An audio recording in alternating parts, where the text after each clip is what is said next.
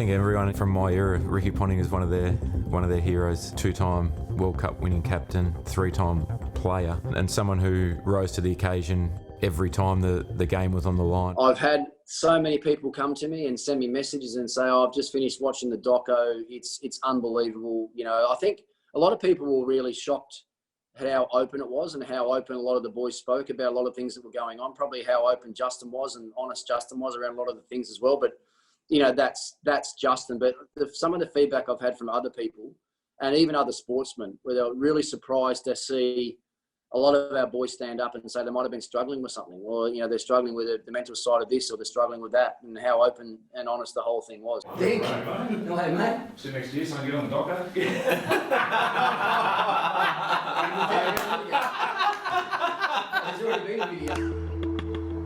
The game's in my blood and coaching's in my blood, and trying to make people better is what I get a lot of joy out of. Try and improve people. That's what coaching's all about. So I'm not going to let a minute go by or a training session go by where if I think something's not quite right, then I'm not going to put in the time myself to fix it. What a fantastic thing to have happened for the team, because it got to the point, I think, where something like that probably had to happen, where a lot of the players had to open themselves up, and Cricket Australia probably had to open the team up to the public, if you like. And I think everyone, by the sounds of things anyway, it sounds like everyone's done an amazing job, and the feedback I've received has been outstanding.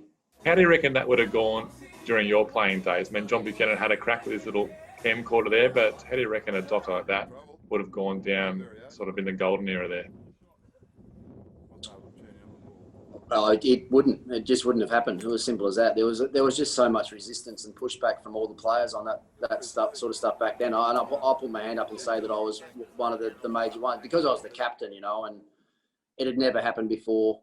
But Buck, geez, he copped it from the boys a lot. Whenever that camera came out in the change rooms, or some of the footage, I know he's got hours and hours and hours of footage, and quite some of the stuff that he's got is just.